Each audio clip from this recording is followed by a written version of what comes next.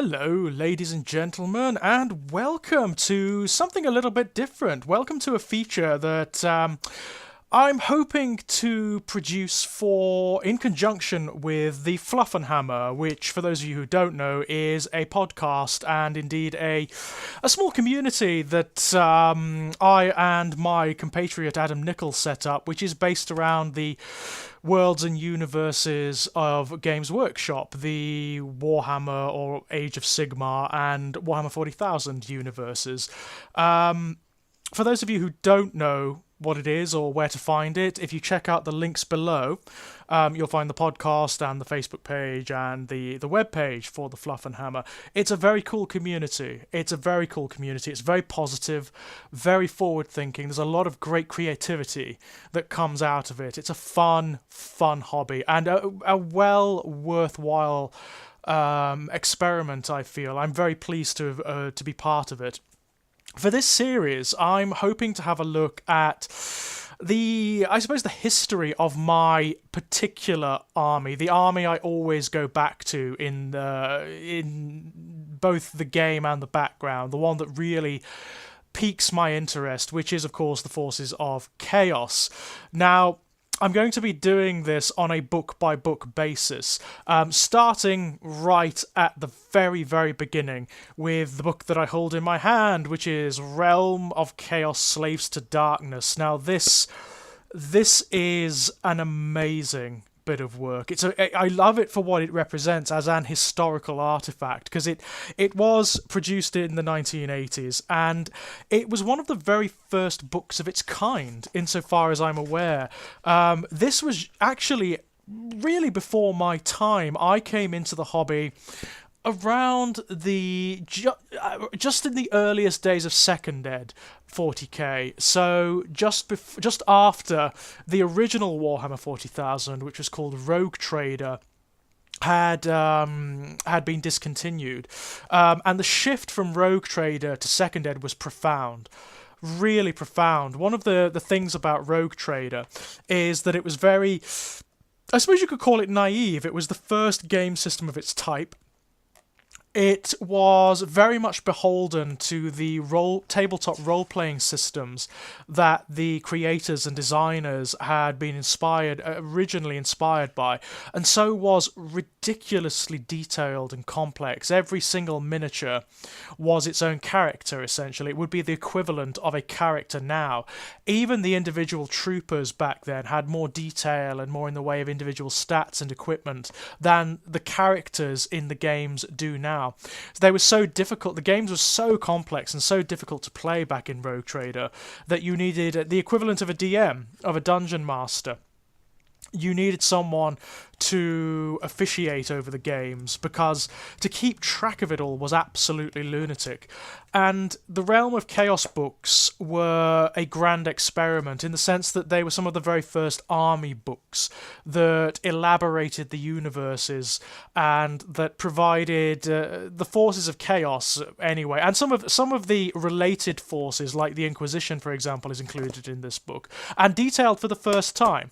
This is really the first time a lot of this background is established. It was the first time this was ever done, and so it has this wonderful sort of ragged, ropey naivety about it. That's what I love about these books more than anything. They're experiments. This is long before Games Workshop have established anything like a house style. There is still that sort of grimdark element to it, but it's shot through with a very 2000 AD sense of humour.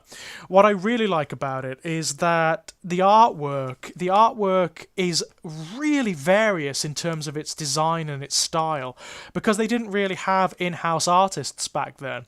So it's weird. It's actually genuinely surreal at times.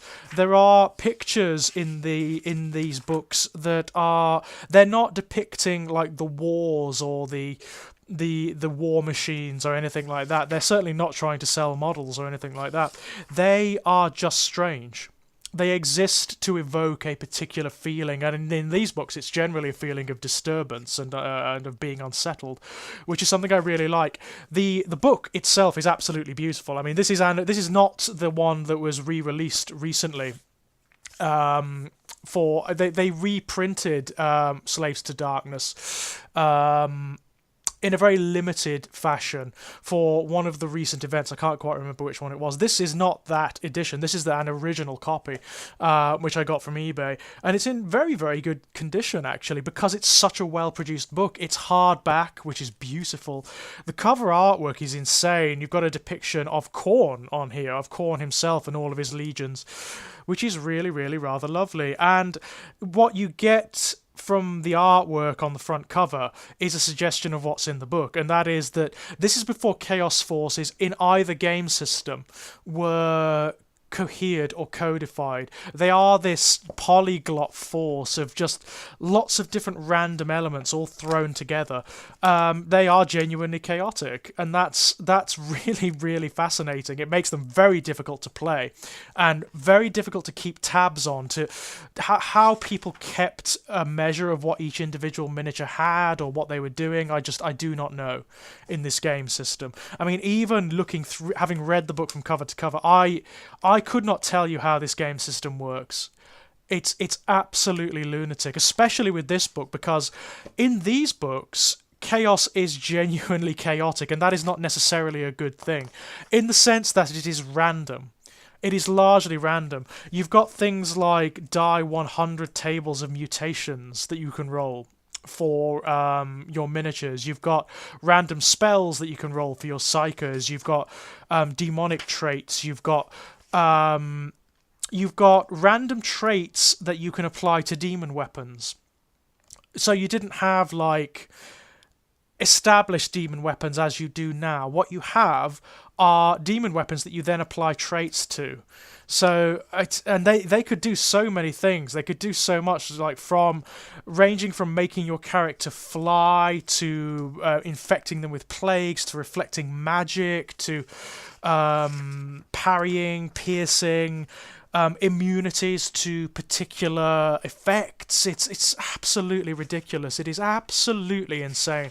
Now, this first book, and another thing, demon weapons. I mean, I'm on the page now with the pages. It's like a whole chapter.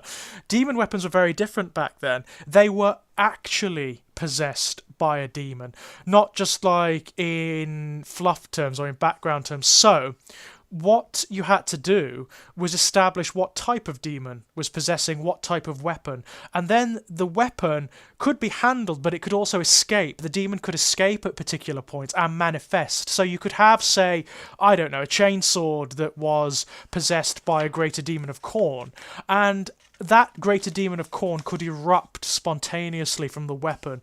It's just absolute nonsense, absolute lunacy. And all the demons were different. They weren't standardized as they are now. So a greater demon of Khorne could have all sorts of different attributes. They could have different mutations, different weapons, different armor, different abilities. It's so insane. It is so absolutely lunatic. It's fun. It's lots of fun because there's so much background, there's so much flavour, there's so much detail. It feels more like a role-playing game than a war game, or even than a skirmish game. But I just don't know how you played it. I have no idea how you played it. It's a good example of how these things are fun to look back on, but they would not be fun to bring back at all, not in this form, because half of the game, I imagine, would be flipping through, looking for whatever attribute table or demonic ability table that you need, or equipment table, because it is so early, because it is one of the first, it's not necessarily laid out in a very clear fashion. There are tiny little bits and rules scattered all over the place. The pages themselves, they're not laid out as they are now. There is no established format here.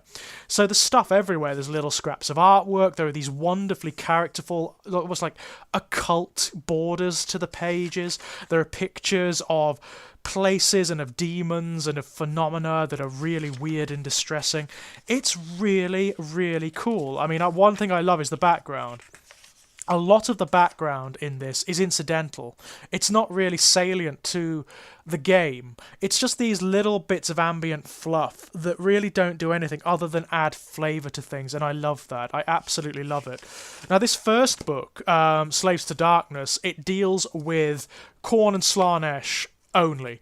Although the other two are mentioned, Zeech and Nurgle are mentioned in here. So they did have plans to do the follow-up book, The Lost and the Damned. But there was this huge production gap between them. There was this huge production gap. So it was ages before The Lost and the Damned actually came out. So the format of The Lost and the Damned, which we'll explore next time, is very different from this book. What I really like is even the background itself has moved on by that point. In the 40k section at the back, you get, for the first time, the Horus Heresy. You actually get it detailed for the first time, and it's very interesting because there are certain things that have remained consistent and certain things that have not. For example, at this point, the Space Marines weren't superhuman. They weren't genetically engineered. They were just men in superpowered suits. Also, interestingly, the Primarchs didn't exist back then. There were these heroic characters, but they were not Primarchs. They were not these genetically engineered Ubermensch superhumans. They were just the generals of these forces. Like, for example, there are 3 army lists in the back of the 40k section. There's the World Eaters, the Emperor's Children, and the Black Legion. The Emperor's Children one, which I'm on now, doesn't even mention anything about a Primarch. I don't even know if Fulgrim is mentioned by name in it. I don't think he is. I don't think at this point Fulgrim had been established as the commander of the Emperor's Children, or indeed as their Primarch. No, he's not. That's really interesting. That's really fascinating. Horus is mentioned, obviously, but he is not mentioned as a Primarch, because there is no such thing at this point. He is just the commander of the Sons of Horus, which then became the Black Legion. Similarly with the World Eaters, I'm not even sure Angron is mentioned here. Nope. No, he isn't. So Angron wouldn't come about until later. That's really fascinating. Really fascinating. And of course the army lists are well weird. They are well weird. They're very difficult to make sense of. But you do get the seeds of what will come later. So in the Emperor's Children section, for example, there is a quote from Fabius Bile, Lieutenant Commander of the Emperor's Children. This is long before Fabius Bile becomes what we know him as today. There's no other mention of him. That's the only thing. There is a mention in the Black Legion entry of the first captain of the Black Legion that the Legion swore fealty to after their defeat, but he's not named. He is not yet Abaddon the Despoiler, but will become that later on. It's fascinating to just go back and look at the roots of these things. The other Chaos Legions are mentioned here too, particularly the what would become the Undivided Legions, but here they are actually classified very loosely as followers of either Slaanesh or Khorne, and their backgrounds, well, their background is very, very, very different. The Iron Warriors, for example, the Iron Warriors are listed here very loosely as followers of Slaanesh, as are the Alpha Legion, whereas the Word Bearers and the Night Lords are classified as followers of Khorne. Interesting, eh? Very, very interesting. One thing I also love about this book is that it's weird. I mean, this is something that characterizes Chaos in general, but it's very deeply weird. You've got this whole thing with at this point, anything related to Chaos was just hideously mutated. You couldn't even... Many of the miniatures, like, for example, the Chaos Space Marine miniatures, you can't even tell they're Space Marines or that they used to be Space Marines. They're so hideously mutated. And that carried through into the rules of the game.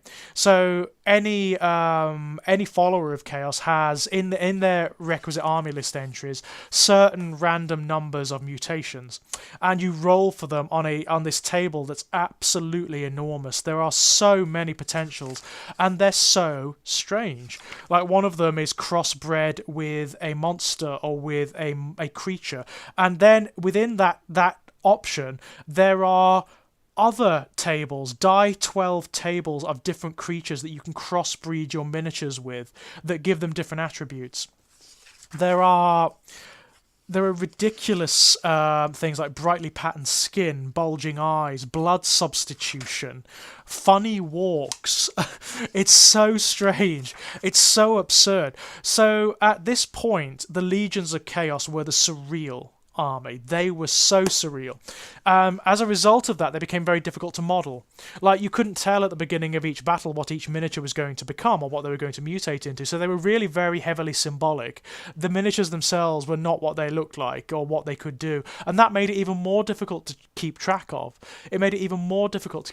It's absolutely insane. That said, there's a lot of feeling in this book. There's a lot of raw heart. There is this wonderful sort of 1980s power metal thing going on, which I really, really like. It's very, as I said before, it's kind of naive. There is this enthusiasm for the material that just bleeds off the page because it hasn't ever been set down before. And that's very interesting. Very interesting to me. I also like the fact that, it has on the cover a suggested for mature readers because it doesn't shy away from some of the more questionable aspects of these creatures, particularly Slaanesh. I mean, the followers of Slaanesh have some very interesting attributes indeed, like the Demonettes and the Keepers of Secrets are universally hermaphroditic, for example. And one of the attributes that you can apply to your followers of Slaanesh is hermaphroditism. That's very difficult to say, which is really interesting. I really rather like that. Slaanesh, there is a particular piece of artwork which I'm looking at right now, which is really near the knuckle. You've got a Keeper of Secrets, and it does seem to be doing something rather interesting with a fiend of Slaanesh, whilst cultists and demons of Slaanesh look on. It's rather near the knuckle, and I rather like all of that stuff. I really do. That's the kind of thing that appeals to me, to be perfectly honest. There's some lovely... I mean, almost everything is in black and white, barring the sections with the pictures of the miniatures, and that's really interesting too, because you really do get a feeling for how far the miniatures have come. The miniatures at this point, they have a lot of raw inspiration behind them. They're really fun and weird, but they're also, because of the limitations in sculpting technology, and because there isn't as much in the way of quality control as there is now, they are sometimes difficult to discern. It's difficult to tell quite what they're depicting, to be perfectly honest. It's fascinating. It's a fascinating historical artifact, is this book, and lots of fun to read, especially if you weren't around at this point and you want to know where a lot of details of the background come from, which have carried over to present-day manifestations of these chaos forces, and which have been entirely abandoned. It's really fascinating, and although it's rather expensive and difficult to pick up at this point, I would sincerely suggest going out and picking this book up. It's really good fun.